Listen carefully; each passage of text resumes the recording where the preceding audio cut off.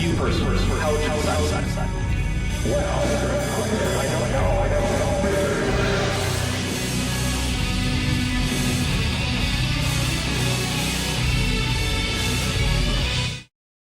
Hey everybody, welcome to Kent with Bent number 166, Dumb 64.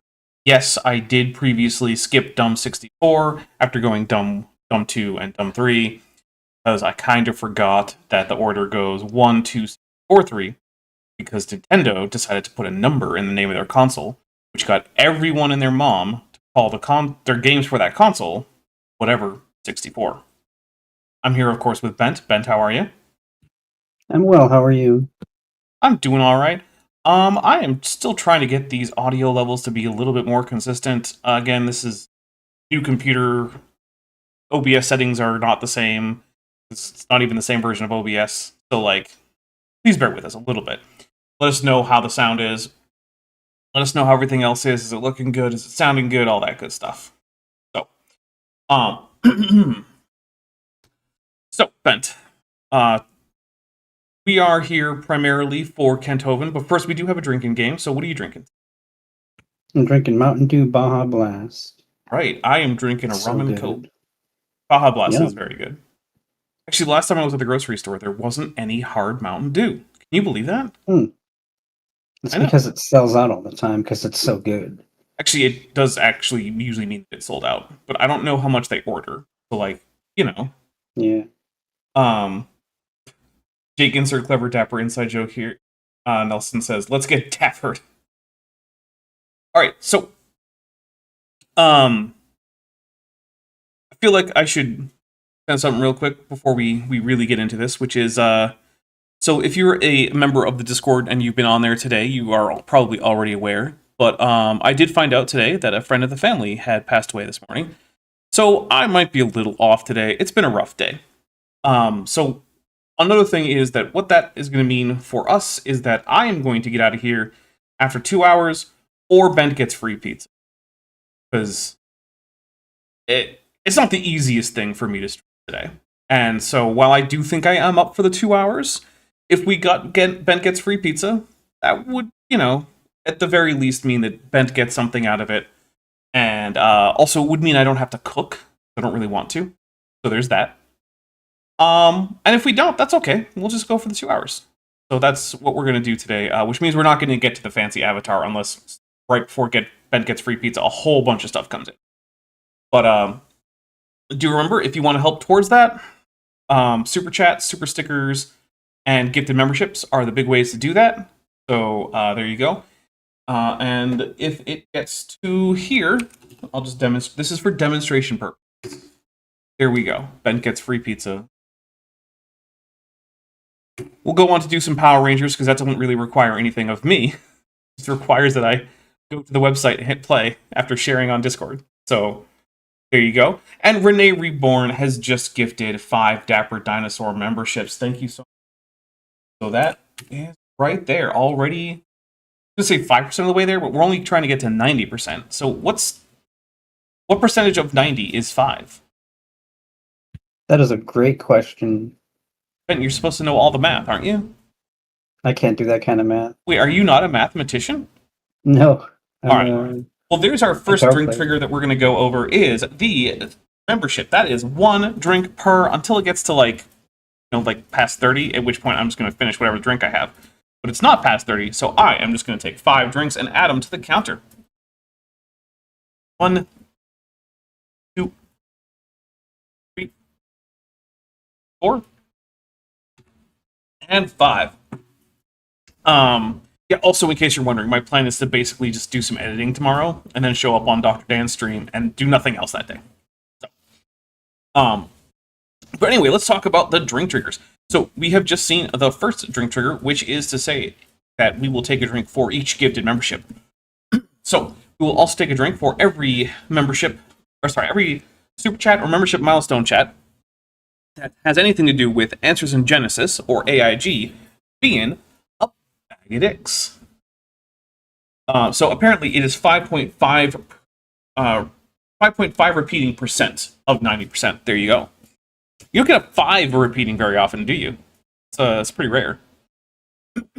it's it's a Rubik's real NASA shield. For $2 says grief is a real SOB. Sorry for your loss. Yeah. Look, I'm not like gonna collapse in on myself, but it sucks. It was not the greatest thing to be woken up by my phone vibrating, only to find that it was my dad saying, "Oh, hey, Dan died." I'm like, oh, thanks. Definitely not how I wanted to wake up today, but that's okay.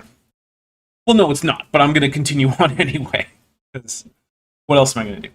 All right, so we will also take a drink for every Super Chat or membership milestone chat that has Godzilla, Mothra, or King Ghidorah as an emoji, because we have those as emojis for members. We will also take a drink if Kent Hovind says something that's so stupid, we kind of just have to. We will also take a drink every time that Kent says something that is actually factually accurate, and Regios just gifted 20 Dapper Dinosaur memberships. So here's what I'm going to do. I'm going to try to take 20 drinks, and Bent, could you finish off the list of drink triggers, because I know you have them written down, and it's going to take me a little while to get through 20 drinks, and I might have to go get another drink very soon. Okay, anytime that Kent tells a story that didn't happen or a joke that doesn't land, we'll take a drink. Anytime Kent mentions the popular German party in the war times of the past, we'll take a drink. Anytime Kent gets the source wrong, if he cites a source and he actually gets it wrong, we'll take a drink. It's a little bit more specific than that. Let's go to 20. It is if he cites a source, and the source not only fails to support him, but it actively contradicts him. So it's a little bit more specific. Oh, yeah, I forgot about that part. Yeah. For $10 dues, Eve of Everything says, here's the support of less entertainment for me and less Kent for you. Thank you. Yeah. It's not... Look, I love this show, and I love doing this show. However, Kent can be kind of a lot. So, I do... Sorry, keep going, Bent.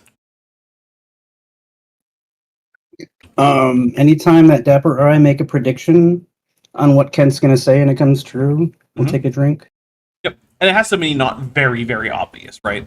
Like, if he's going on and on about everything means the flood, and then he picks some other random thing, and he's like, and we say, was going to say it's about the flood? Of course, it is. It has to be where we're both kind of like, not sure where he's going here. So, yeah. And then ad hominid, anytime he gets Lucy confused with Australopithecus as a broader species. Well, that's a genus, but yeah. Or genus. Anytime Godzilla or another kaiju monster comes by audibly, we'll take a drink. I have to make sure we're actually set up for that. I don't think we are. Which actually is a Dapper the Professional, which is another drring trigger. Which is when the last one, yeah, that's when I screw up the production of the show. Now it's gotta be me. It can't just be YouTube going down or the house starting on fire or the internet shutting down or something like that. Right? It has to be me. So let me just make sure that we are actually set up for that. We were not, but now we are. All right. For $2, it's a Rubik's Real NASA Shield says, Ken Ham AIG blocked me for quoting the Bible.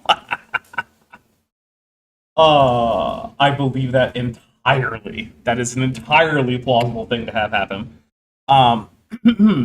Carrie Bronson, who's been a member for 48 months, says, since Ghidorah has 3 heads and each head presumably has its own vocal cords, could he summon Cthulhu by himself? Insert roar here. When it's insert Ghidorah roar there, and we'll take a drink for the Ghidorah emoji. I'm going to go with yes. Although, if you've seen the Godzilla anime trilogy, which wasn't super great, it basically, though, turns Ghidorah into a Lovecraftian monster, which I do appreciate. Also, spoilers. Although, if you've seen more than a few Godzilla films and you start watching that, it's not a big spoiler. Yeah, which, by the way, we are only 2 Power Rangers teams away from getting to Godzilla. So I think we have, like about 100 or so episodes of Power Rangers left. sounds like a lot, but we've gone through way more than that. Hundreds and hundreds. So many. Because yeah, after these shows, and I do actually still plan to do Power Rangers after this show whenever it ends. So, if you want to come hang out with us and watch Power Rangers and you want to do it early, hey, get those super chats and memberships in and whatnot. All right, so we've gone through the entire list, huh? That's correct. All right. Well, in that case, I'm already feeling a little bit of this rum because I just drank a whole bunch of it really fast. So, Nice. yeah, we do have a special announcement at the end of the show for what is coming up next week. There's some news. Some of you already know, but don't spoil it in the chat. TD Lane, who's been a member for 39 months and is at the Tetrapod level, says Kent Hovind drink with a Godzilla, and we will indeed drink for the Godzilla. All right. So, Kent is basically going through a bunch of geology and saying, therefore, flood. Virtually none of the geology he's gone over is even possible to have been produced by a flood in the first place. Although some of it has been. And literally none of it has been a good indication for a global flood. Because geologists actually know what a global flood would look like in the rock record, and it's not what we see. If there had been a global flood, we would have a global graded bedding layer of turbidite. And it would be globally distributed. There'd probably be a few places where it was eroded through and whatever, but like it would be global in extent. It would all be graded. It would be a single stratum, and it would have a jumble of basically every fossil you can imagine. And that is specifically not what we see. So creationists have to come up with their own weird predictions that don't actually make any sense if you think about them. And then just say, see, we didn't see this thing that the flood totally wouldn't make. Or sorry, we do see this thing that the flood totally wouldn't make, but I'm pretending that it would make it. Therefore, flood real, I guess. So we're going to hit play, but as a reminder, if you don't want to get Bilbo'd, make sure you hit that like button. Right now, we're in danger of the Bilbo. All right. And also, I don't have the flames up, even though technically we're supposed to be in hell. And that is because when I switched computers, I forgot to load that video file into this version of OBS. So, yeah. I'm going to probably go looking for it later. But, like, that's maybe a tomorrow thing. Or maybe the next day. Or maybe next month. I don't know. Here we go. Here's some Kents. All over the world, there's evidence of this massive flood. This is Slick Rock in Arizona. Now, we did go over this last time, but I just wanted to hear for the sense of continuity. This is, in fact, an Aeolian sandstone, which is spelled with an E and an O, not an A and an O. And that is wind-borne sandstone. The way that you can tell is there's a few different things. One is that the grain particles tend to be have a frosty color. So, frosted glass, right? Mm-hmm. The difference between frosted glass and regular glass. Actually, have you ever felt, like, put your hand on frosted glass? Yes. How does it feel compared to regular pane glass? A little rougher, I would say. Exactly. So what that actually is, what the difference is between that glossy look and that matted look from frosted glass is actually little tiny surface imperfections. It turns out virtually everything is actually highly glossy, but tiny little imperfections in the surface actually break up the single image of the scattering photons, because now instead of hitting a smooth surface and all scattering with the same incident angle, all the little light rays are hitting slightly different facets and scattering off at a whole bunch of different angles. Because that's the difference between a diffuse look and a glossy look, right? Is how random the scattering of the light is. And you actually happen to know, I mean, you probably do know that light always comes in and then leaves a surface at a complementary angle, right? But what if there are a whole bunch of microsurfaces all with different complementary? Well, then it appears to be more or less random. And so we can tell that this is Aeolian because, one, the sand grains are very frosted. They're also not as smooth as water-deposited sandstone. They tend to be between smooth and, like, angular, so they're but subangular. And so there's a whole bunch of reasons why we know that this is a wind-borne deposit. Now, it is shaped into cool shapes, and that's probably because there's some preserved dunes. There might also have been some post-lithification holding. I don't actually know well enough, because I haven't, read lots of papers on particular rock formation. Tyria, words of a king, 7 times purified. Says pizza. I had pizza today. Pizza is good, especially with pineapple. Also, AIG is a calzone full of mushrooms. Honestly, I would take a calzone full of mushrooms. I like mushrooms, and calzone is just like pizza inside out. Folded in something. I don't know. It's whatever. I am not a calzone hater like the good folks of Pawnee, Indiana are. What about you, Bent? What are your opinions on the humble I am calzone? pro calzone. Okay. Although I don't really ever eat them. If someone But I showed do up like with them. if someone showed up with a calzone, you would totally eat it though. I would eat part of it at least. What if it was a small calzone? Then maybe I'd eat the whole thing. Wait, are Hot Pockets just mini calzones? Kind of. You eat those? I eat pizza rolls. Those are tiny calzones. Okay. And also, I would argue dumplings. Yeah, pizza dumplings. In fact, I might argue that a calzone is just a very large pizza dumpling. That kind of makes sense. Okay. All right. Here we go. Gorgeous rock formations. Had to be formed very rapidly. No, it didn't. There's literally nothing about this that says it had to be formed rapidly. Nothing. You can't just look at a rock and say, ooh, it has smooth lines, therefore rapid. That's not how anything works. Right? There's nothing about smooth angles or smooth curves that means rapid formation. In fact, this probably wasn't formed particularly rapidly. So, like, just, yeah. So, yeah, that's just not how anything works. believe, because of this flood.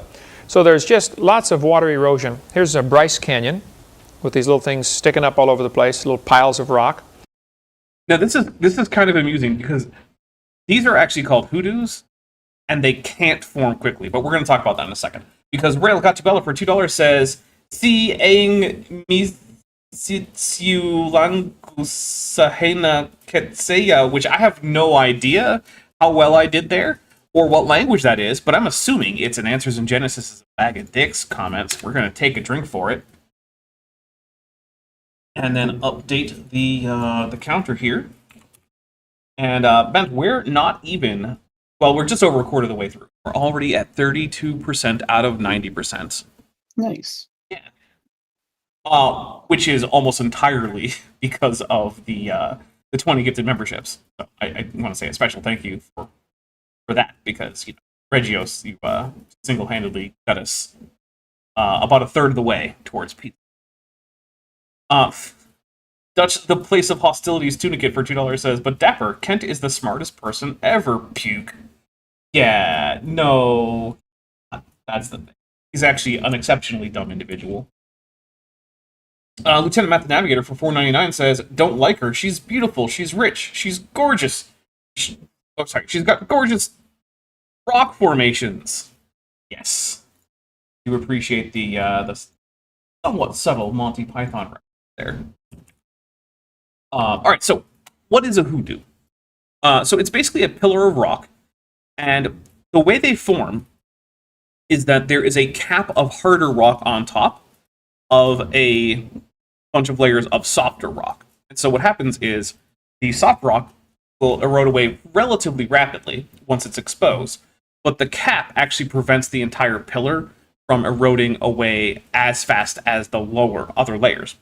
So what you can get is, if you get a landscape where you have some relatively hard rocks at one layer, but there are some gaps or some other reasons why like cracks might form there, which give access to the lower areas for erosion, then those lower areas will start to erode away a little bit faster. But where there's a cap, they get to be relatively protected. And often they'll actually end up at later stages where the pillar itself is relatively thin and it's capped by a wider hard cap of harder rock.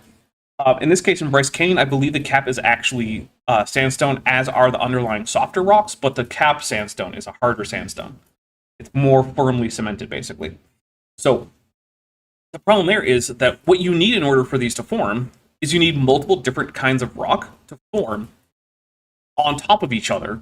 And often, the harder cap is actually going to be something that's bigger grain size and harder, which is the opposite of how a flood would form things. Because in a flood scenario, you get denser, bigger grains towards the bottom and lighter grains towards the top. And you can actually do this yourself, right? If you just take a bunch of like soil and sediment and rocks and whatnot from like your garden or your backyard or just like the woods, right?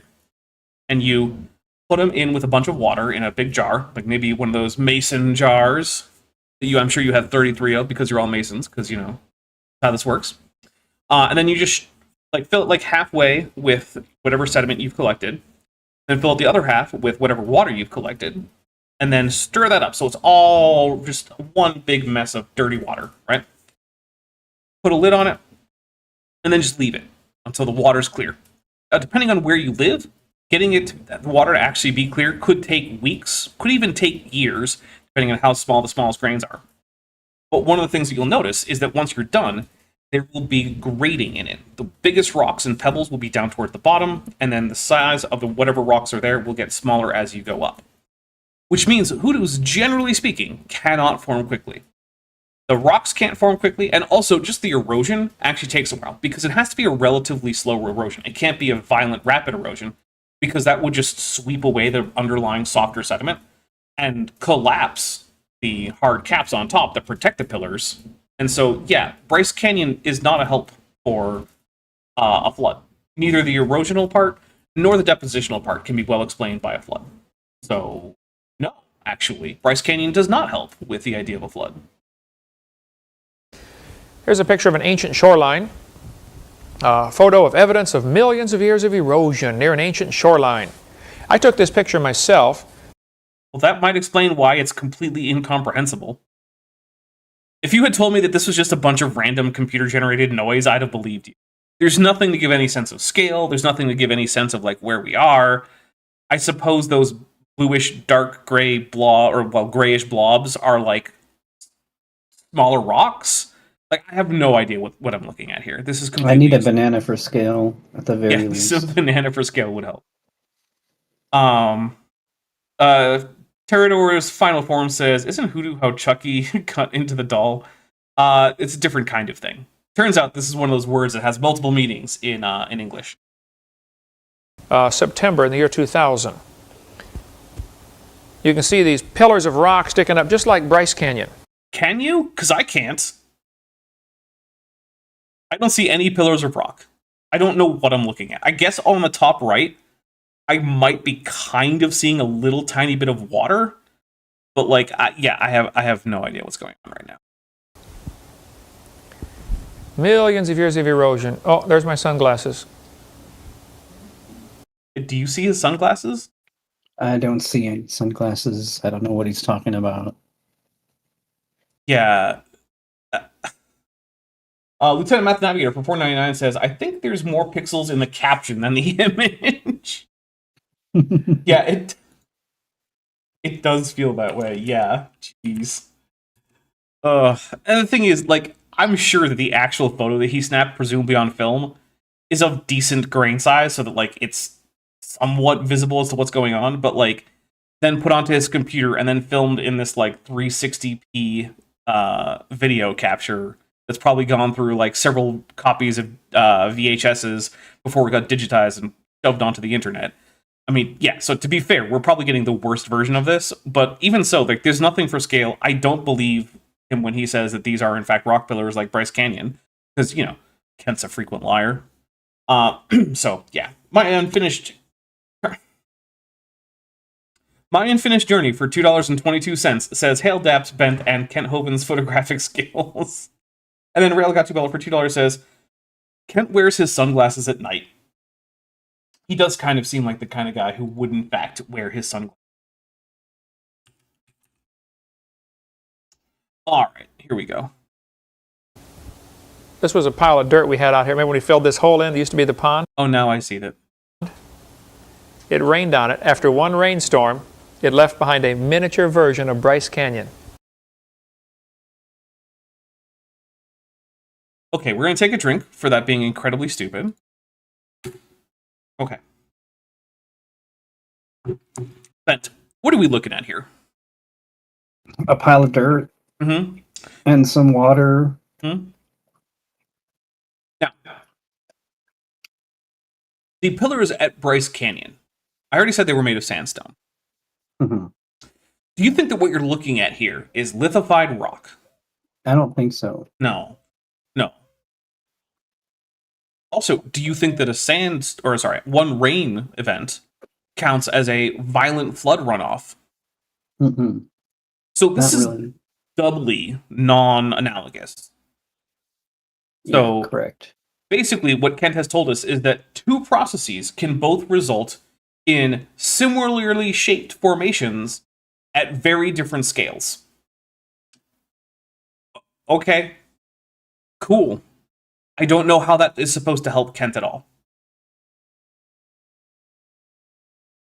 Like, it's hard for me to imagine a more useless comparison than this.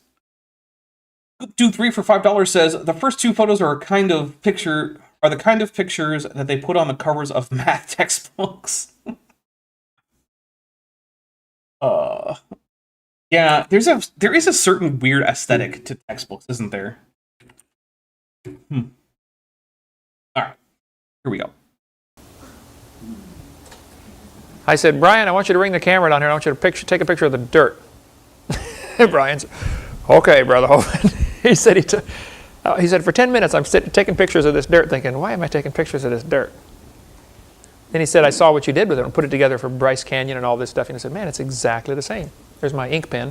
Is it really exactly the same, Kent? Because it doesn't look exactly the same.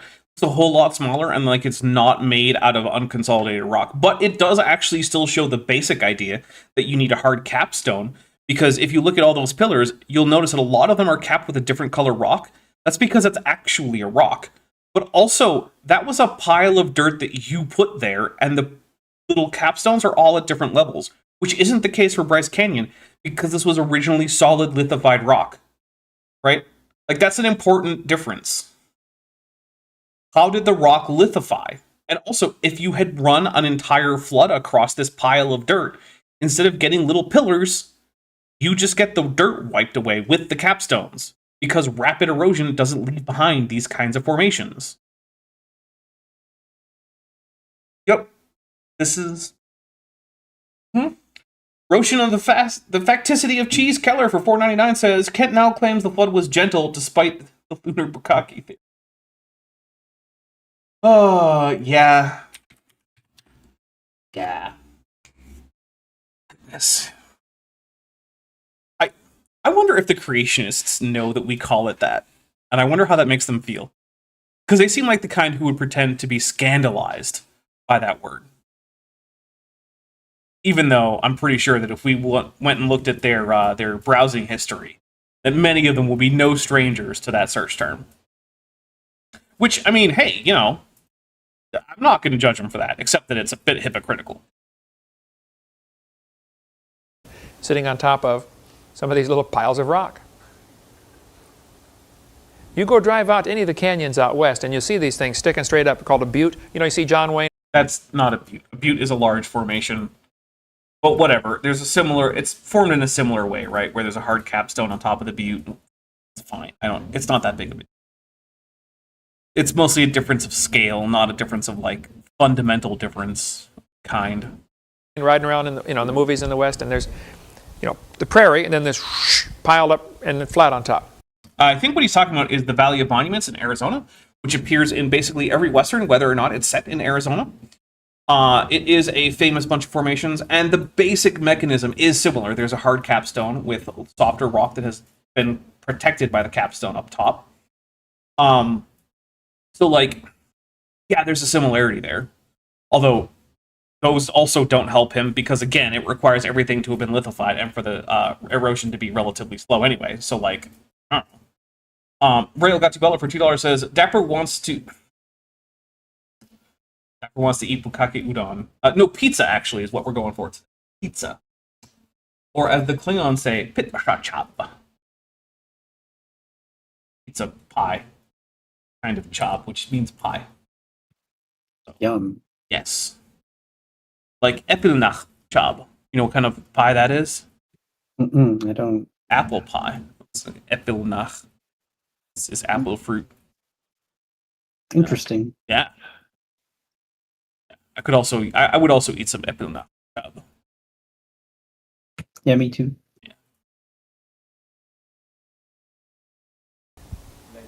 Mesa or butte. It depends how the bigger ones are called different names. Okay, there's a mesa, a butte, a tableland is one of them if they're real big.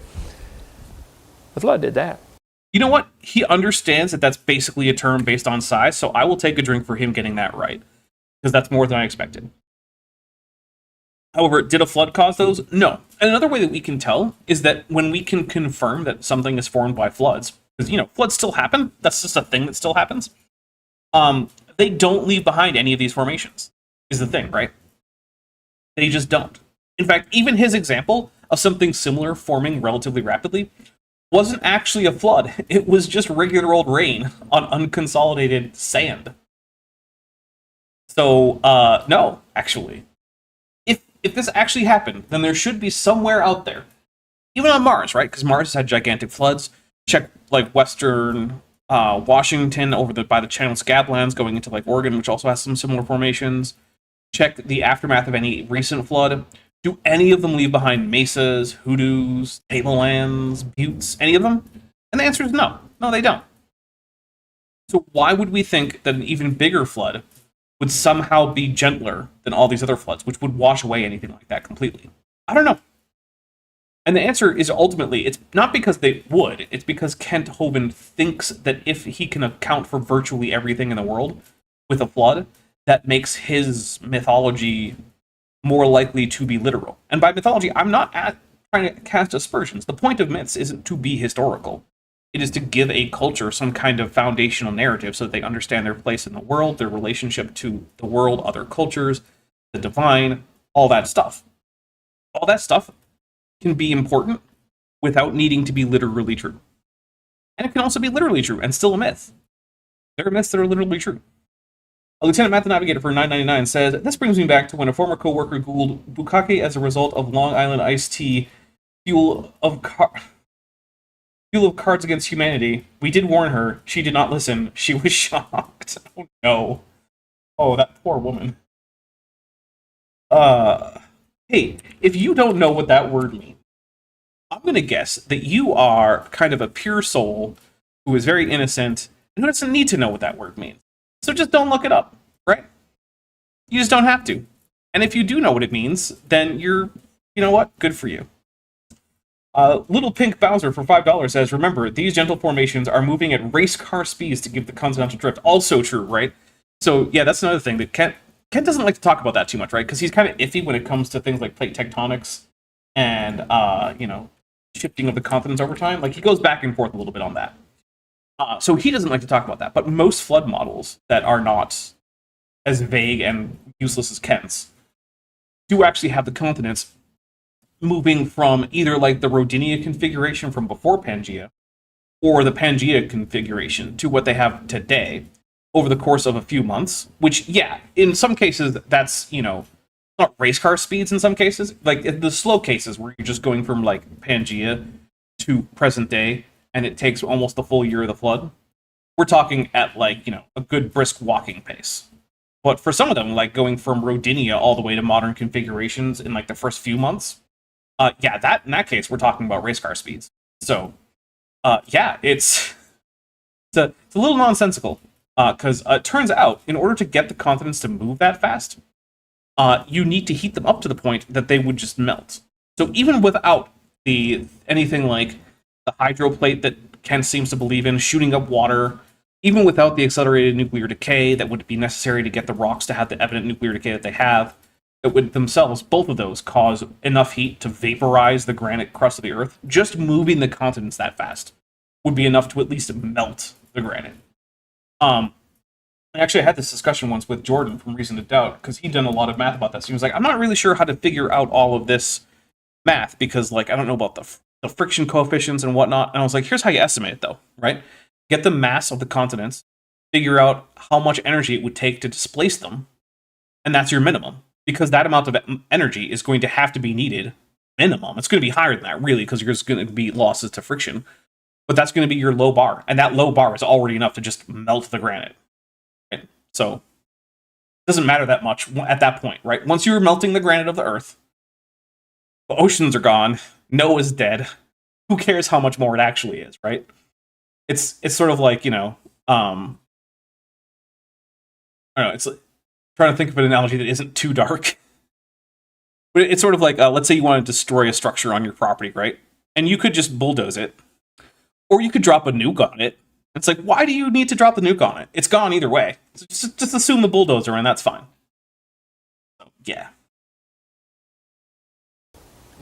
There's my moped parked next to the pile of dirt we took all these pictures on. Right out here. So not rock. Got it. And it wasn't a flood. Got it. That's a bad analogy. Yeah. 50 feet behind this building. You can get a pile of rock, sand, gravel, mud, mix it all together in a big pile. Yes, you can. Take a drink. hose, sprinkle water on top. You can make just about every feature you find on Earth in about 10 minutes. Okay. So first of all, you can't, because you can't make a barbed canyon that way. A barbed canyon is a canyon that has tributaries going into it that come in at relatively sharp angles. That requires relatively slow flowing water, because quick flowing water tends to converge at acute angles as you're going upstream, or obtuse angles as you're going downstream. That's known as barbed. It also tends to not have many meanders, so you're not going to get meanders that way. Meanders tend to only happen with relatively slow moving water over relatively flat surfaces, which your pile of dirt is not going to be either of those with your hose sprinkling down on it. Further, because this is all in unconsolidated dirt, as Kent puts it, there's not actually going to be stratification in this. So you're not going to be able to get like the different layers that you see at places like the Grand Canyon. Like, and you've been there. You remember how like if you look down vertically, there were these horizontal bands of rocks, each of which had different colors, different steepness to the sides of the wall and everything. Yeah, that's because those are actually made of different things. So you can't get that with a pile of dirt that you're sprinkling water on.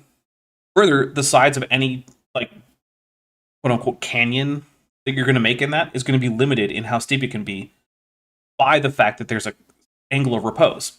So, I'm going to read a super chat. Kent Long Halstead of Nantucket for $4.99 says, Kent, talk about creation's position on integration in the 60s, you coward. Yeah, he does not want to talk about that because he knows it's unpopular. But yeah, the same people who were generally going to be creationists in the 60s were anti-segregationists. In fact, Bob Jones University, which is something that was both... So right now is probably most famous for both promoting young Earth creationism as well as promoting pro-life talking points and culturally just trying to expand pro-life. But the only reason it adopted a pro-life stance in the first place, because remember, before Bob Jones University adopted a pro-life stance, evangelical Christians and just Protestants generally were actually generally pro-choice. But it was a strategic effort to continue to keep the religious right as a political force because they had already lost the fight in both the legal sense and in terms of public opinion on segregation.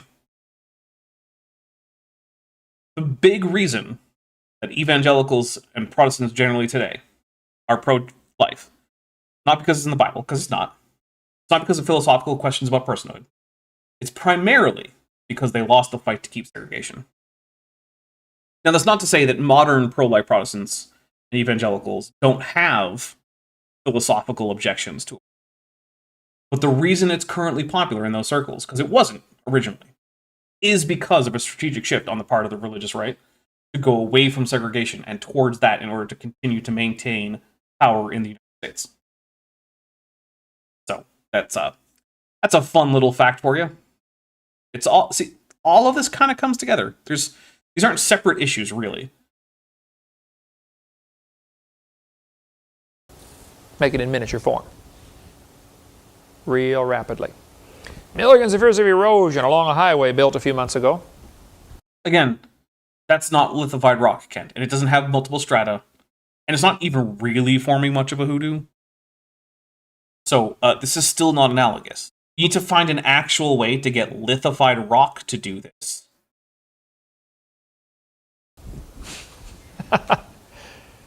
Mike was with me. Mike and I stopped. I think it was Mike. We stopped and took pictures of us standing by this erosion. They just finished the highway and didn't get the grass planted along the side in time. And it just made enormous erosion marks after one or two good rainstorms. Remember when we used to ride the motorcycles over in the clay pits up here past the railroad tracks?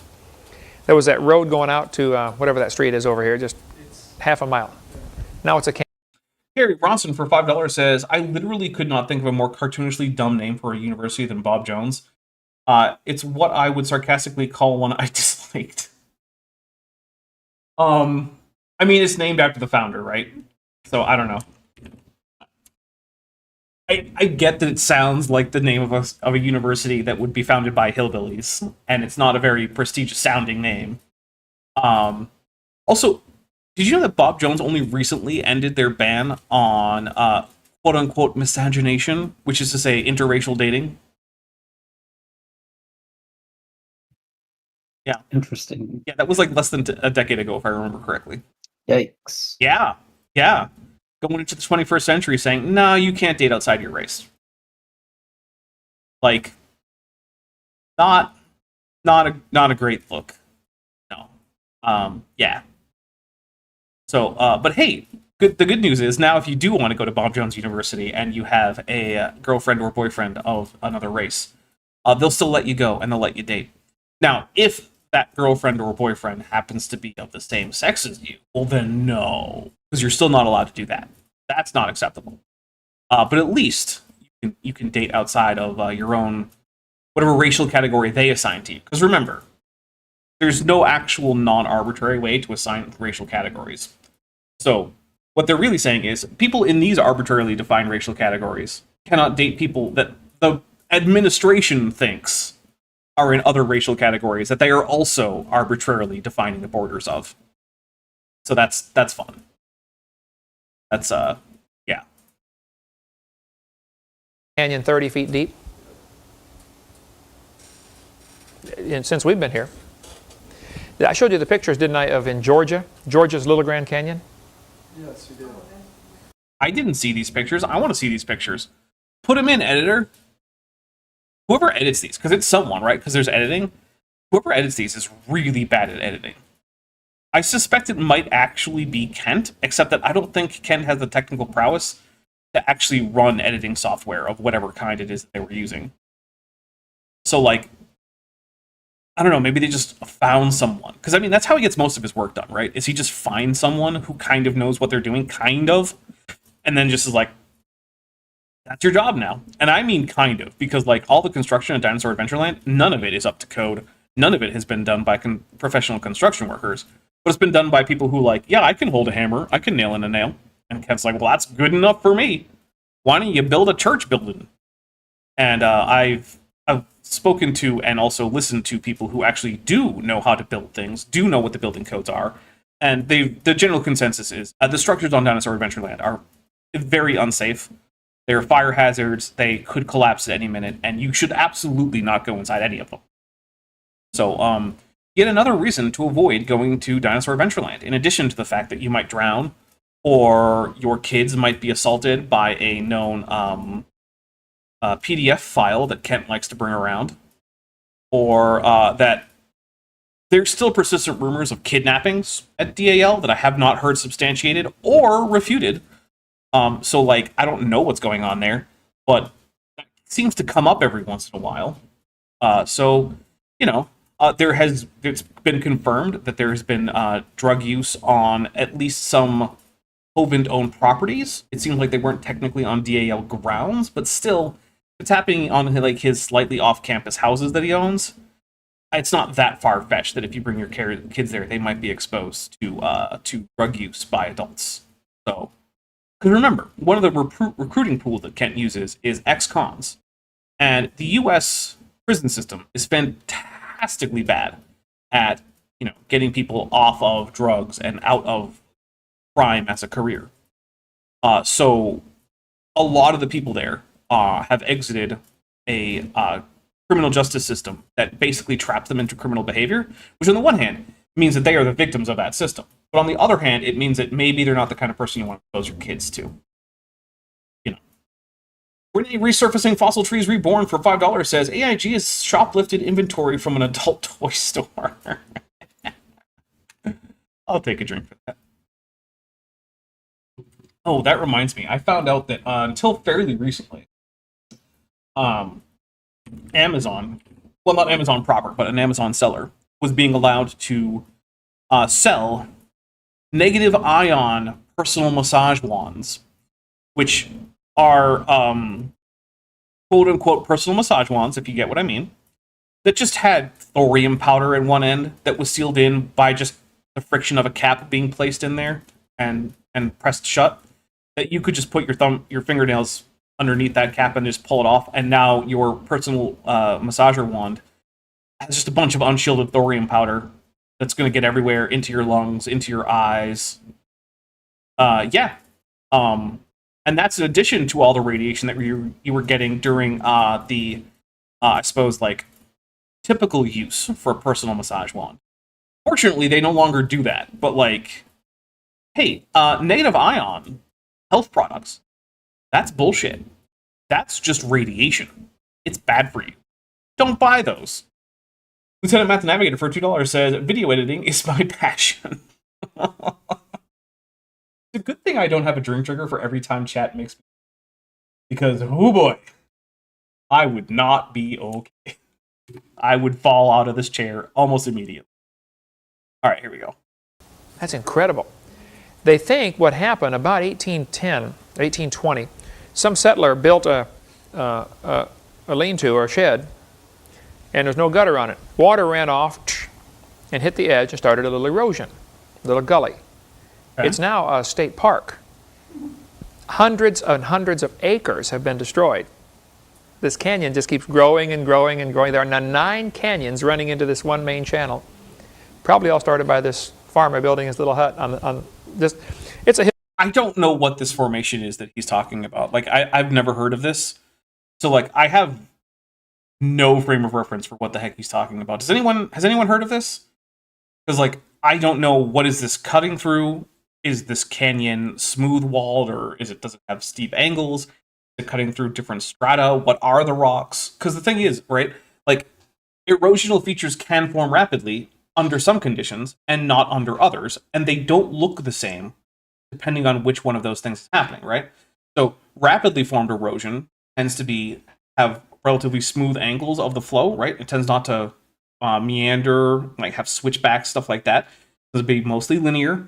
It tends to have channels that run into it that run in at acute angles, or if you're going upstream, have acute angles if you're going upstream, obtuse if you're going downstream. It tends to have relatively sloped walls instead of steep walls like you get in the Grand Canyon. And just saying, well, there's a canyon doesn't mean anything, because canyons aren't all made equally. Like, yeah, if I had a bunch of sand in a pile somewhere and I wanted to make erosional features through it, I could do it really freaking fast. If I'm eroding through, like unlithified soil, yeah, that could happen really fast. But if I'm trying to, have a canyon go through a bunch of hard rock with a steep walled canyon, that's going to take a while. Especially if I want it to have meanders and switchbacks, like it's a slow moving river. So like, yeah, the thing is that something can happen fast does not mean that it happened fast every time you see it. And often you can tell. Theory Words of a King 7 times Riverside says, is this next to Flesh Pit National Park? I hope so. But probably not, because I think he said it was in, did he say North Carolina? Oh, I can't remember what he said. He said it was one of the states on the eastern seaboard, and Mystery Flesh Pit National Park was supposed to be in Texas, in, what was the formation? It was a Cambrian formation. That's a real formation, but I don't remember what it was called. T. Lane, if you're here, you probably know. Oh, okay, so it's the Providence Canyon State Park, what he's talking about, caused by poor agricultural practices, not water from a gutter. Okay, yeah, that makes a lot more sense, right? So that's probably a whole community or several communities worth of inefficient water usage in terms of irrigating crops. And yeah, that makes a whole lot more sense. Perry Bronson for $5 says, exactly, one alleged health benefit of radiation has good evidence for it. I see the evidence every 2 weeks in my bank account. Yeah, so there is radiation medicine, right? Like, there are times when radiation is going to be the thing that's going to be helping you. It's used as a cancer treatment. Radiation that's going to get you an X-ray. That's what X-rays are. They're radiation. There's various other imaging techniques where you, like, swallow an amount of radioactive substance, and then that goes into your bloodstream, and they can image that correctly. So like there are reasons why in medicine radiation can be a good thing, but some of this negative ion stuff that apparently is no longer on Amazon much because it's been like shut down a lot. But there was stuff like thorium doped sleep masks, so that your eyeballs can get just a big old dose of beta particles. Like that's a really bad idea. That's a good way to both get cancer and go blind. Don't do that, right? Or there were things where like, oh, there's a bracelet and it's made of plastic beads that are themselves doped with thorium powder. And so you're getting like the actual, like how radioactive are they? The answer is actually not that much, right? Like they're giving off like a 5 or 10 microsievert, but that's like per hour. So like, yeah, sure, if you hold one of these negative ion bracelets, you'll be fine. But if you start wearing one daily, no, you have a pretty good chance of actually developing cancer. That's bad. Don't do that. You will exceed your lifetime dose if you do that for like not that long. By that I mean like the United States government. I can't speak to any other governments because I've only worked in the nuclear industry in the United States government. But they have a few different dose levels, right? They've got like an acute exposure, like how much you can be exposed to in a short time. I don't remember if it's daily or weekly or whatever. But they also have an annual exposure limit. And they have a lifetime exposure limit. And if you hit your lifetime exposure limit, you are no longer allowed to work in the nuclear industry in any job that will expose you to radiation that isn't basically from the sun or just the rocks of the earth. Like you're not allowed to work in any place that has any radiation coming from the nuclear industry. Obviously, you're still going to get hit by radiation because you're going to be alive. You're going to eat bananas and whatnot. But like, yeah, these products will make you exceed your lifetime dosage in relatively short order. Jake Insert Clever Dapper inside joke here. Nelson for $5 says, "Happy Pride, and remember, there's no such thing as too much." Actually, the production for Alien vs Predator found out that maybe there is such a thing as too much lube because they were using KY jelly for the goop from the alien's mouth that drips down, and they were licensed to film, but they weren't licensed to film adult films. And so Customs noticed that they were ordering multiple 50-gallon drums of KY jelly. And so there was like an investigation. Like, it seems like maybe you might be filming adult films here. And it was like, nope, look, this is what we use it for. And like they had to show like the police like the alien costume and how they would like slather the mouth with KY so it had the right like consistency and clarity and whatnot. And yeah, so that's... And then I also remember the first Prime Day. One of the big Prime deals was, in fact, like a 55-gallon drum of KY. It was just like, oh, look, I could save $200 on 55 gallons of personal lubricant. Hooray! Just what I always wanted. Because, you know, I've got a place for a 55-gallon drum of KY, which, by the way, that stuff does expire. So if you're not going to be able to use it, you know, yeah, so there are a few circumstances where there is such a thing as too much. Hilly area. You know, he's built up on top of the hill and the water started cutting a channel.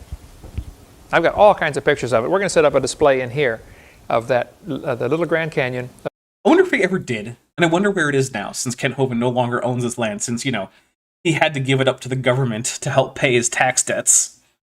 Oops. Of Georgia. South of Columbus, Georgia. I forget the name of the town now, but... I guess it was Georgia, not North Carolina. So, there you go. Just look on a map. Little Grand Canyon, it's on all the maps.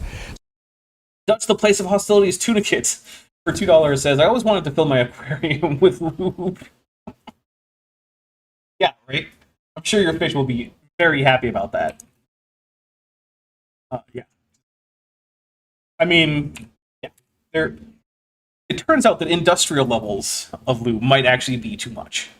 Although, do you remember when, I don't know if you remember this, do you remember early on during the initial like months of COVID, California's government came out and started like with recommendations for safe sex during COVID, and one of them was like to place a barrier between yourself and your partner with a hole in it.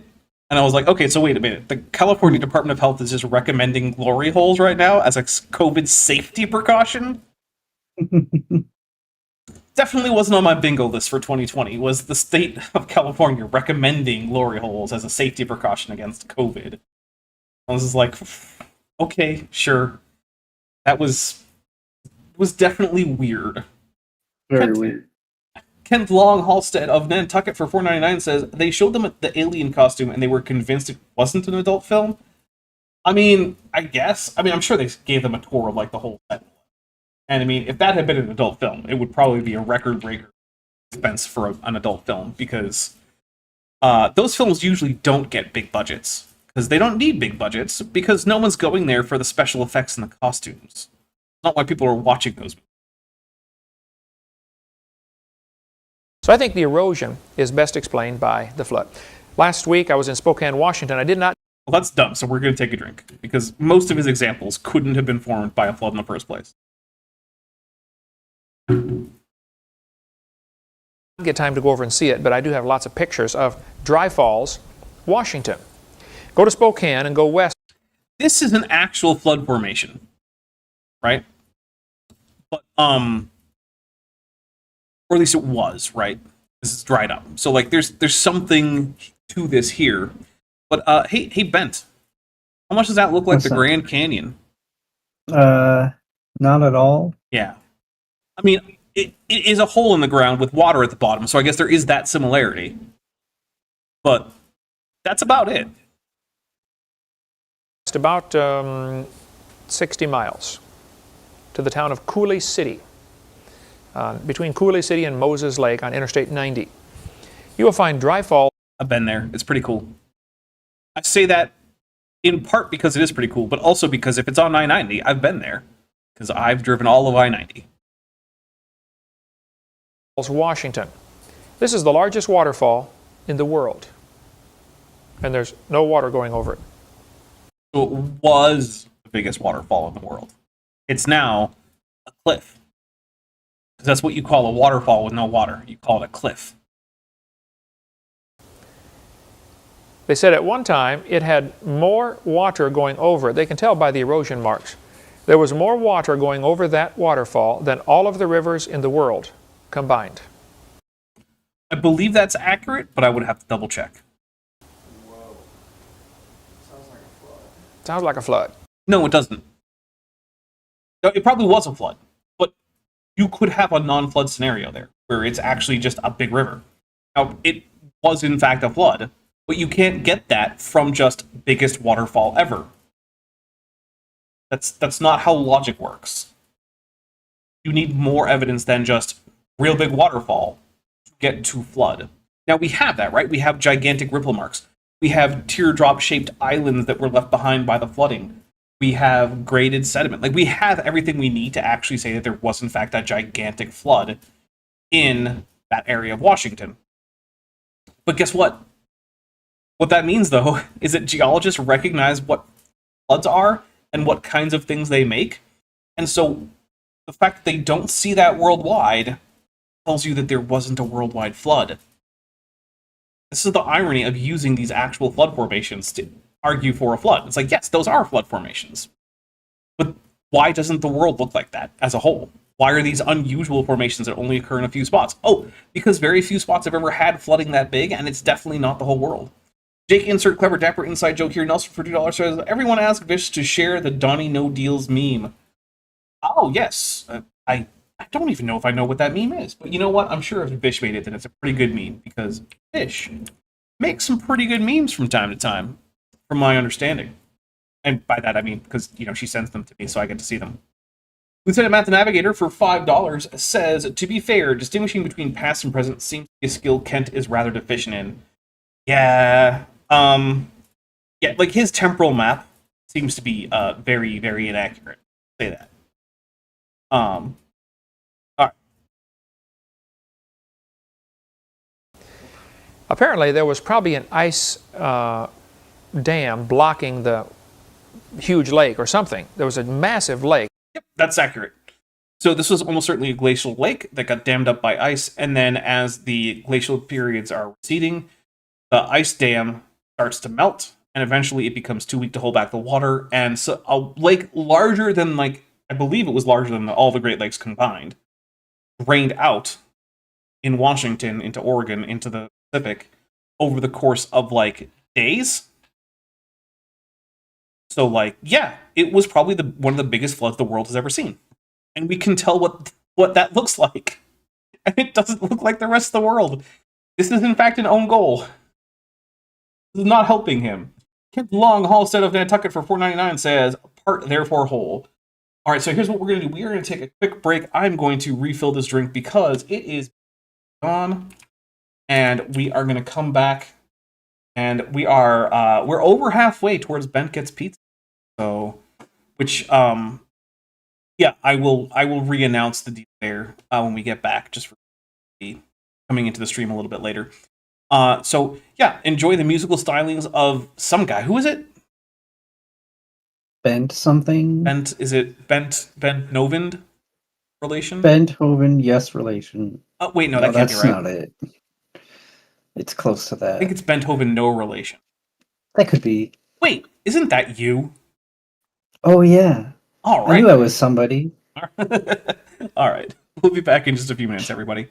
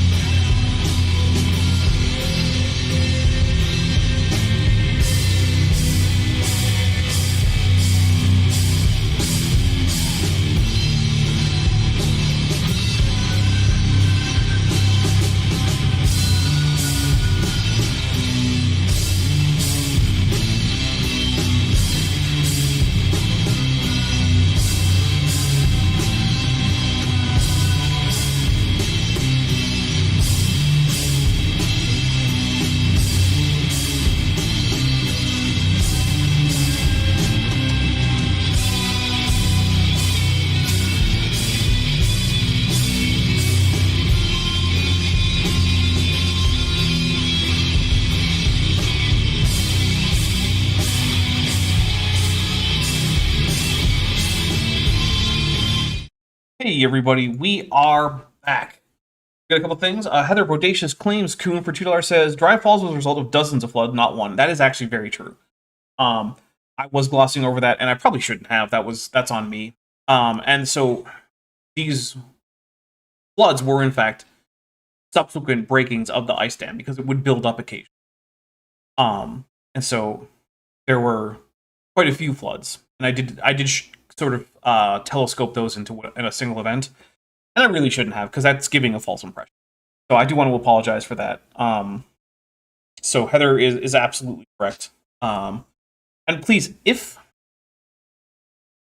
there will be times when I'm going to simplify things, and I don't necessarily feel like that's always going to be a bad thing, this is really probably someplace where I shouldn't have. And so if you think there's a place like that, please correct me. You don't have to super chat it. You can just tag me. And if I don't notice it the first time around, you can tag me again a few times. Because sometimes I make a bad judgment call. Lieutenant Math the Navigator has gifted 5 Dapper Dinosaur memberships, which have already been incorporated into the funding thing, but not the drink counter. So here we go. Let me actually stir this a little bit so that my drinks are not just the rum. I want to have the cola in there too. So here we go. 1, 2, 3, 4, and 5. I'm not going to give the whole commercial thing. You guys know that this channel is almost entirely supported by you guys. And ultimately, that's one of the reasons why I can be here at all. Or at least as often as I am. And it's one of the reasons I am here today, right now. Because it has been a rough day. For those of you who might be just joining, I found out today that a friend of the family had passed away. This is someone who had been at every Christmas, every Thanksgiving, whose house I went to every Halloween. In many cases, they were at more holiday and other family events than many people who were actually like genetically related to my family. So, and I remembered a fun little story. So this was someone who my dad grew up with, right? They were friends when they were kids. And my dad was always like weirdly good at Monopoly. Like bizarrely good. Like he had a really high win percentage, even when facing off against multiple people. And I found out one day why. It's because he had bought a Monopoly strategy guide. And I was like, Dad, how did you ever decide to buy a Monopoly strategy guide? Like, what was it that made you do that? And so he told me that he was actually playing Monopoly a lot with this person, Janice, when they were kids. And she was better than he was by a pretty good margin. And he got tired of losing all the time. So we went out and scrounged together his own money as he was a kid from like what little of an allowance he got. He went out and he saved up for a Monopoly strategy guide so that he could beat her. And then when he started beating her, she stopped wanting to play so much. So that is how my dad got to be weirdly good at Monopoly. And yeah, it wasn't a great time hearing about that. And so what the plan is today is we are going to go either until the 2 hours hit or until we get Bent Gets Free Pizza. And we are currently well on our way to get Bent Gets Free Pizza. Because quite frankly, I would love to not have to cook anything today. Maybe even tomorrow, because I might get enough for me to have a bit of pizza tomorrow too. And also because, I'll be honest, it's not easy to be up here today. It's been a rough day. I'll just say that. But I do really like the show. I love the audience. You guys are amazing. And so I don't want to deprive you of that, nor can I really afford to just not show up. So, I'm here. But if you guys wanted to give me a little bit of a break, that would be how you do it. And we are currently at 58%, and we only need to get, it's a little bit technically past 90%, but this percentage thing only shows whole numbers. So, I don't know exactly where it is.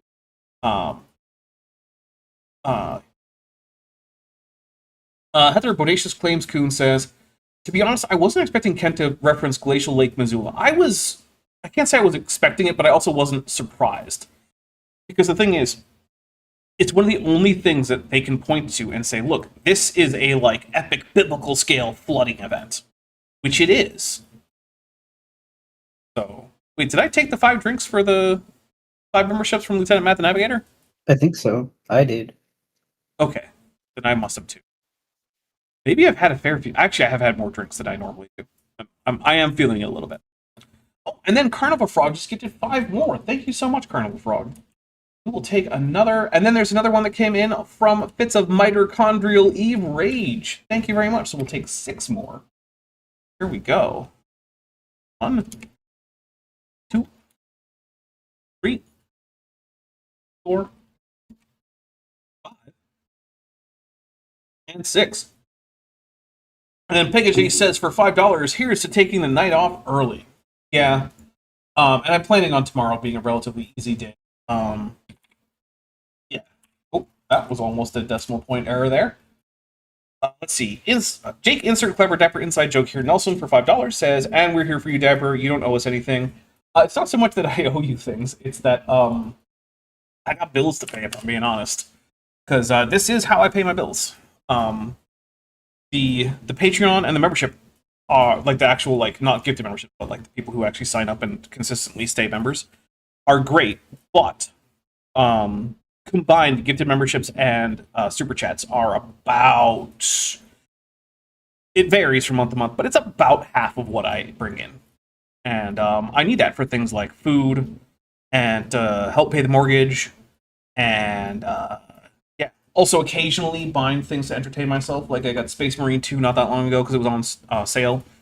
And so I've been having a lot of fun being a post-human, genetically engineered super soldier going around destroying the things the Zerg were based on, because Tyranids came first, as well as the forces of chaos that were telegraphed very obviously, and then everyone was like, nah, I don't think it's really chaos. Like, really? There are 1,000 sun symbols literally all over this wrecked Thunderhawk, but you guys don't think that maybe chaos is... Okay, cool. Cool. We'll go with that. I guess that's what we're doing. Also, the first mission has you, like, not with your helmet off, so it's like a mystery as to who you are, because you're like a black shield in the Death Watch. But, like, all the marketing material had the same protagonist as the first Space Marine game, just plastered all over it, so, like, it wasn't a surprise. Reggie just gifted 10 memberships, now that I am distracting myself by talking about video games. And yeah, that's exactly what I was just... I'm sorry. But let's take those 10 drinks. We'll get some more Kent in here. So here we go. 1, 2, 3, 4, 5, 6, 7, 8. Freeze. Oh, 10. Oh, that's very, very, very... I have the rum in the freezers to keep my drinks as cold as possible. That might have been a mistake. That all drained over here at one time. I would say this probably happened toward the end of the flood, or even a few years later, a few months later. I mean, it happened several times, but yeah, I guess it would have to be after the flood, since it's up on the surface of the world. Bits of Mitochondrial Eve says, talk about whatever the hell you want, Dapper. I mean, you know, fair enough. But, like, we are here for the Kent part, and not so much for, like, Dapper complains about plot elements that don't make much sense in Space Marine 2. Which, you know... Although, okay, here's one more thing that I really do appreciate. This is a pro about the game that I'm very, very much a fan of. Is that, because, you know, it's supposed to be... You're in a war that's going on across, like, 3 different planets. Lots of stuff that connects to what you do in the campaign happens kind of off-screen with other Space Marines doing that stuff. And the PvE game mode that the game has for multiplayer, the missions in that are the things that were going on, like, off-screen with other squads of Space Marines that you do about. And I just really appreciate that, because, like, it gives you, like, other sides of the same story event. Plus, you know, it's fun to stomp around with a couple other people playing Space Marine dress up, where you know, you put on different colors. Like right now, my tactical Marine is all in Iron Warriors colors, even though it's like in Mark 10 Tacticus armor from the Primaris Space Marines. But I'm like, whatever, I don't care. I'm gonna put on the silver color, the black shoulder pads with the Iron Warriors. I even have the the diagonal stripes in yellow and black on my knee pads. Get that hazard warning look in there. So, It's kind of like those people who spend like 5 hours setting up like exactly how their sim looks, except I'm doing it with dystopian future post-human and genetically engineered super soldiers. So, yeah. Don't feel bad if you're one of those people who's like, I spent 8 hours in character creation. I do that too. Astro Geek for $9.99 says, here's to an early evening. Thank you very much. And then Josh McGee has just gifted 5 more dinosaur memberships. Oh, and so I do want to say, if you are wondering where the next video is and when it's going to be here, I just finished rendering out all 102,910 frames of my avatar, which is the Tholian this time, into a single video I can use to edit quickly. And so here's the 5 drinks for the Joshua Geese 5 memberships. Here we go. 1, 2, 3, and 5. And I'll tell you, if you you might want to start thinking about a pizza order, because I'm going to want to order that pizza pretty soon if we get it. As the ice is melting back, you would get enormous amounts of water all of a sudden gets released. Not crashed, but it's weird. Carved out this area in. Okay, that's in the video. Yeah, you can see that there's an error with the file. So, in case you guys don't know, the way that these video files work is that there are certain frames on which the entire frame is captured by the file. And between those, what's actually captured in the file is data about how the colors move, not individual actual image files. And so if that gets screwed up somewhere along the way, in file transfers and whatnot, you can get this kind of thing, because this is clearly digital artifacting and not analog artifacts from the fact that this was ripped from a VHS. So, just so you know, that kind of thing, it's if you do it intentionally as an effect, it's called data moshing. And yeah, it's a sign that a digital video has been to some degree corrupted, whether intentionally or not. Jake, insert clever dapper inside joke here. Nelson for $2 says, pizza for Bent. I also want pizza for Bent because it also involves pizza. In a situation where I don't feel like I just spent too much money. Actually, that fact that video files contain motion information instead of just a series of still frames, it's actually something that has recently baffled a flat earther who saw a car move in front of a light post in a video file, not realizing that was between those 2 keyframes that actually have the full information, which means that all that the computer sees is car is here, later car is there, I interpolate between them, and that means it goes over the light post. And that's just how digital video files work. Because one of the things that most consistently baffles flat earthers is digital compression and what it does to media. Right? Like, they'll look at a JPEG of the Earth shot from the moon and be like, look at all these artifacts, it was stitched in badly. Which isn't how that works, because if you do it as a PNG and you just shove in an Earth on a black background, there's not going to be those artifacts. It's what happens when you save it as a JPEG. And if you actually download the original files from NASA that are like TIFF files, no artifacts. So, yeah. Digital artifacting, one of the most reliable idiot bafflers out there. Because, yeah. It's also where you get like the reptilian conspiracies where like, look at this guy in this highly compressed footage from the news that came in really low resolution. The eyes seem to shift colors and shape. It's like, yeah, that's just digital compression artifacts. That's all that is. And like, nope, it means that Obama is actually a secret reptilian who lives underground and drinks the blood of children. Like, no, you're thinking of Hillary Clinton. A hurry. There's flood washout in eastern Montana. So the rock is going to lift up, the water's going to rush off. One more thought here and we'll quit for the day. Okay. Most mountain ranges you see around the world follow the coastlines. That's broadly true. We'll take a drink. That's actually one of the rules to remember if you're ever doing like a fantasy map for like your D&D campaign. More or less, mountains tend to follow coastlines. It's not a hard rule, but it's a pretty good one. Right? Like the Appalachian Mountains tend to follow the eastern coast of North America. The Rockies tend to follow the west coast. The Andes follow the west coast of South America. The Atlas Mountains are up along the northwest of Africa. Yeah, it's broadly true. There are seconds, but you know. Oh no, it's Matt Gaetz and Hillary Clinton, says TD Lane. Yeah, I did forget that Matt Gaetz is also confirmed as reptilian. I know because I'm also a reptile, so like we get updates on what the reptilians are up to. And yeah, Matt Gaetz, Hillary Clinton, and King Charles confirmed for reptilians. Goop23 for 149 sends a rainbow super sticker that looks like is that a snowflake in the background? What's going on there? Oh no, it's just it's your third super on a live stream, which seems impossible because I have seen Goop23's, like, you've super chatted many, many times, but maybe it's just for super stickers? I don't know. Either way, I appreciate it. Because it is, in fact, Pride Month. And I actually said this in my my Discord server, which is that I don't actually have any particular Pride Month plans. Because I feel like if you don't already know just from sticking around that I'm a supporter of the LGBTQ plus community, then I'm already doing a bad job, and me being like performative about it isn't going to help. It's just going to be hypocritical. So also, I kind of don't like flags. Like, it's irrational.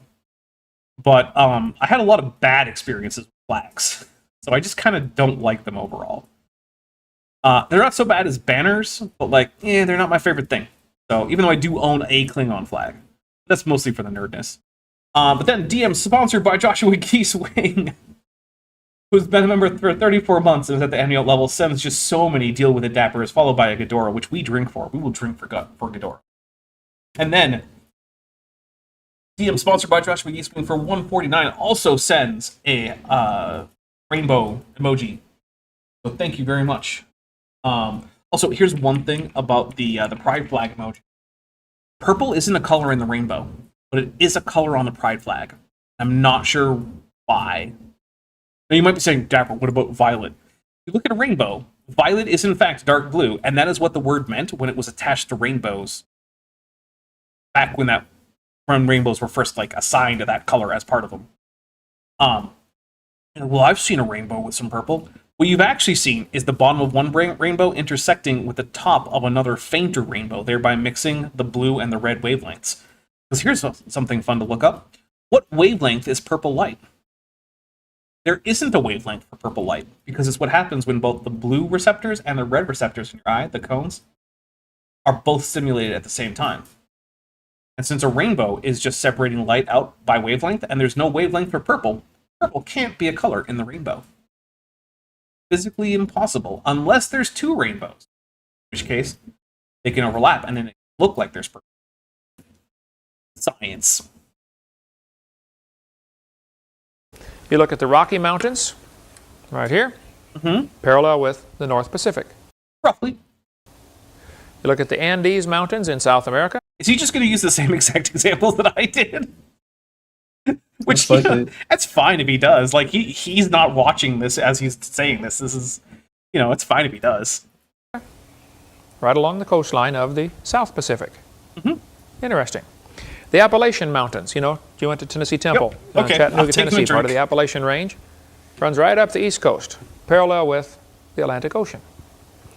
It's almost as if the mountain ranges and the oceans were formed because of the same thing and at the same time. Well, because of the same thing is kind of true-ish. So, not all those mountains are formed for the same reason, right? So the Rockies and the Andes are primarily formed as a result of uplift from the melting of the subsiding of the Pacific Plate, right? So the Pacific Plate is plunging under the North and South American plates, and it then melts because it has a much lower melting temperature than the rock that actually makes up the mantle. And then that forms magma chambers, which push up on the crust right at the edge. So why does it follow the coastline? Well, because that's where the magma chambers are.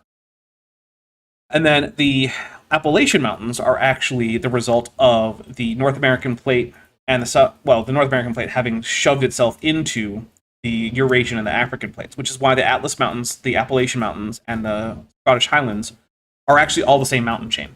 They were originally the Central Pangaean Mountains. They were originally taller than the Himalayas, and they actually formed the same way as the Himalayas. So if you had seen them when they were at their tallest, they would not seem to be following the coastline. But now that those plates have broken up and drifted very far apart, they form separate mountain chains along those coastlines.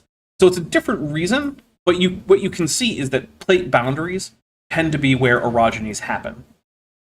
An orogeny is just a mountain formation event. Roachino, the facticity of cheese, Keller for 199 says, never took Dapper for a purple denier. I'm not denying purple. I'm saying it's not part of the rainbow. It's not part of any single rainbow. How about that? I just lost my train of thought. Right, so Kent is right that there are processes that make it this way, but it's not. Why do we have the coasts there? I don't know how to answer that. This is because that's where the edge of the granitic crust is, I guess. So why do we have these like volcanic orogenies at the coastlines? Well, it's because of subduction, which tends to happen at the edge plates. Why do we have these folded mountains that are at the edges, like the Appalachians? Well, it's a very different cause, but after they break up, they're still going to be there. So, for instance, if India were to start going south again, the Himalayas would break up into two mountain chains, one in northern India and one in what would now be southern Asia. And they would both be along the coasts, but they definitely didn't form along the coast, because the Himalayas are right now some of the most inland mountains that you're going to find. So, like, Kent's not doing a great job of explaining it, but there is something to what he's saying. If a section of the Earth would lift up to make the Appalachians, someplace else is going to drop down. Nope, that is not how that happens. In fact, actually, the Appalachian Mountains probably first initially started lifting up from the seabed, and nothing needed to sink down, because there was new crust that was being formed on the opposite side of the world anyway. Because remember, crust can come and go. New crust forms, old crust sinks under the earth and is incorporated into magma chambers and whatnot, and then can rise back up. And so this is... It's not like there's a set amount of crust, like it's... like it's like sheets of paper on your desk that you're moving around, right? Think of it more like ice on top of a lake, right? If you break up ice and push it up onto a pile, new ice will form, and you don't need to lower the total level of the ice in order to create a pile of ice, because you can do things that form new ice, right? Now, you could lower the total level of ice in some ways, but that doesn't mean you have to. Regios for $5, or sends a $5 super sticker of a pear with a little party hat and one of those party noisemakers. I appreciate that, Regios. Thank you very much. People don't say, super stickers are fun. I like super stickers. All right, we're actually very, very close to you getting some, or us getting some pizza. Thank you. Become part of the Atlantic Ocean. Off the coast of California is the Pacific Trench. You walk out. Here in Florida, you can... So that trench is, in fact, as a result of subsidence. Subduction. So the Pacific Plate is going down, and where it starts going down, it actually forms a lower elevation spot in the ocean. Walk out in the beach for a mile before it gets over your head. Okay, look, I haven't been to every beach in California, but I've been to a few beaches in California, and that was not my experience with the beaches in California, that I could walk a mile away before it was over my head. I don't know, Bent, is that your experience? I thought he was talking about East Coast for that. No, because he said he was talking about the Pacific Trench. Oh, wait, did he say Florida? Maybe we'll rewind it a little bit, because maybe I missed that. Off the coast of California is the Pacific Trench. You walk out. Here in Florida, you can walk out. Okay, he did say here in Florida, and I missed it. Yeah. Thank you, Bent. Sure. Josh McGee's for $5 says, Kent must like the song Spinning Wheel. What goes up must come down. And actually, now that I think about it, have I actually been to the beach in Florida? I have. I've been to Disney World, and I've been to Universal Studios. Those are both in Orlando.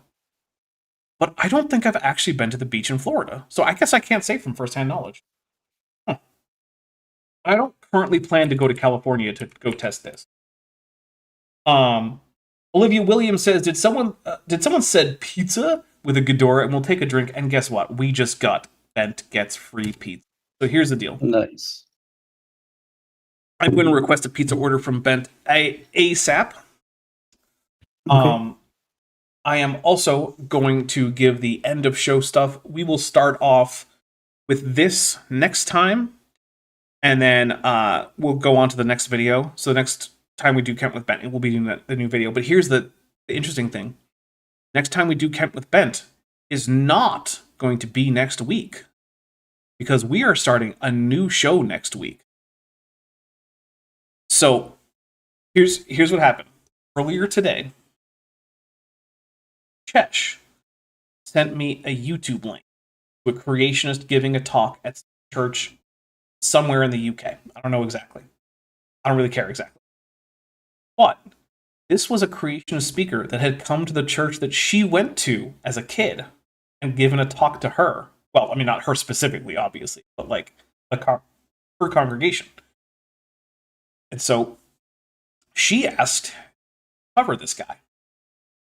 And so after a little bit of conversing, we decided that we were going to start a new monthly show on the second Tuesday of the month in which we cover this guy until we at least run into the lectures that he gave at that church. I don't know if this is going to be a permanent fixture of the channel or something. Probably not, because this guy doesn't seem as prolific as, like, say, Kent, right? But it will be a new show that we're going to be doing for as long as it takes. It's going to be me and Chesh. I will be coming out with, like, put up community posts and whatnot when I have things like a thumbnail and the name finalized and everything. So, but that is what we're doing on Tuesday. But let's see what else we're doing. Today we're basically wrapping things up here. But tomorrow at, I believe, 6 p.m. Eastern, 6 p.m. Pacific, 9 p.m. Eastern, over on Dr. Dan's channel, Creation Myths, I'm going to be showing up with a bunch of the other science friends, and we're doing a Young Earth Creationist trivia night. So, check that out. I think that's going to be a lot of fun. That is the second of Dan's 10,000 subscriber specials. The first one, which you should go see, was him bringing on channels that were smaller than himself to introduce them to his audience, so that you might have a chance to go find another science communication channel that you really like. So go watch that, because I know what at least a fair few of those were, and many of those were in fact good channels that you should go watch. And now he's doing this for some of the channels that are, around his size or bigger. TD Lane, I believe you're going to be there for that trivia night. So that is tomorrow, again at 6 p.m. Pacific, 9 p.m. Eastern.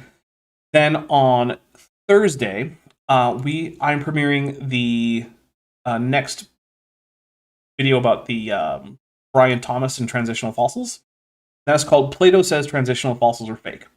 So you might not know this, but young Earth creationism is heavily based on Neoplatonic ideas. We're going to talk about that in that episode. So if you ever wondered why creationists have this idea of kinds and how they can, despite literally no evidence at all, imagine that these kinds are real discrete things that they have some ability to perceive, the answer is Neoplatonism. And I'm going to show you how that is. And Neoplatonism is not a new thing in Christianity. A lot of Christian theology goes back to Neoplatonism, especially Western Christian theology. It's less of an influence in like the Oriental or Eastern Orthodox churches or the Church of the East, although it's still there. But it's a huge influence in Western Christian Catholicism, Protestantism. So I'm very happy with that video of exploring the philosophy of young creationism. Because in many ways, until you understand just how Neoplatonic young Earth creationism really is, it's hard to understand why creationists take some of the stances that. So I really hope that you're there for that. That's going to be at noon Pacific, 3 p.m. Eastern. So then on Saturday, my plan is to have Kip and Vishanti back to take a look at Billy Carson denying evolution. Billy Carson is not a young Earth creationist. He's not even a Christian. But he put out a whole video about how evolution is fake because actually ancient aliens genetically engineered ape species into humans as slave labor. Which doesn't follow at all that makes evolution fake. And it's also, not something we have evidence for. But that's okay, because we're going to talk about that. And so he's going to talk about a few different ancient Near East texts and some texts that are purported to be ancient Near East texts that aren't actually. And so that's why Kip is going to be there. And then, of course, I'll be there for some of the evolution science stuff. And Vishanti will be there because she's sort of between those. And there she is like, sorry, Vishanti.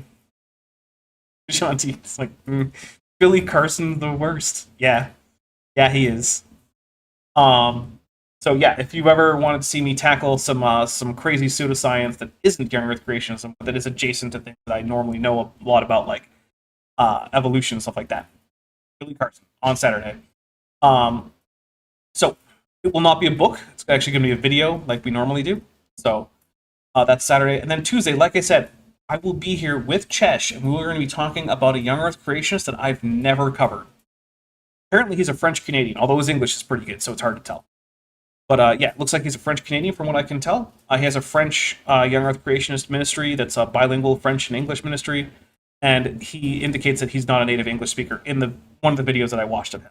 So, yeah, that all together leads me to believe that he's probably French-Canadian, although I have not been able to find a whole lot about him outside of his talks that he's given in churches. So, like, I don't know a whole lot about him.